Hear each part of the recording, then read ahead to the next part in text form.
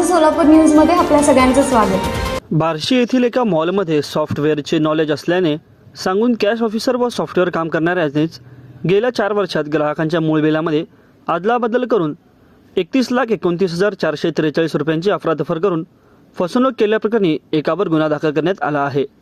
ही घटना 4 जून 2019 ते 17 डिसेंबर 2023 या दरम्यान घडली असून भागीदार युवराज श्रीप्रसाद सोपल वय वर्ष 27 राहणार सुभाषनगर बार्शी यांनी बार्शी शहर पोलिसांमध्ये फिर्याद दिली आहे।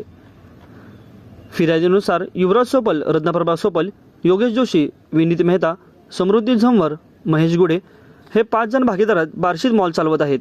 व्यवहारासाठी एका कंपनीचे सॉफ्टवेअर घेऊन ते व्यवहार चालवत होते। हा व्यवहार पाहण्याकरिता आरोपीस कामावर घेतले असता 2018 पासून लिपिक पदावर राहून सर्व व्यवहार तो पाहत होता। या मार्केटमध्ये दररोज 10 ते 15 लाखांचे व्यवहार होत होते। त्याच्यावर विश्वास ठेवून पडताळणी केली जात नव्हती। दिवसभर जमा झालेली रक्कम संजय वाघमारे यांच्याकडे जमा केली जात होती।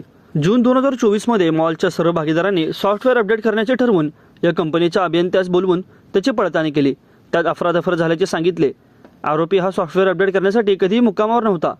त्यावेळी सीसीटीव्ही फुटेज तपासत असता तो पैसे चोरून खिशात घालत असताना दिसला। शिवाय कंपनीच्या माणसाला बिलाच्या रकमेत फेराफेर करता येते का याबाबत विचारता त्यांनी काय करायचे ते सांगून ऑडिट समरी दाखवली। आरोपीकडे सॉफ्टवेअरचा आयडी पासवर्ड असल्याने ग्राहकाच्या बिलात अफरातफर करून फसवणूक केल्याची खात्री झाली।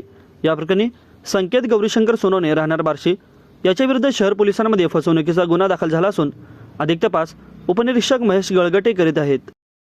माझं सोलापूर न्यूज या यूट्यूब चॅनलला सबस्क्राईब करा आणि बेल आयकॉन प्रेस करायला विसरू नका।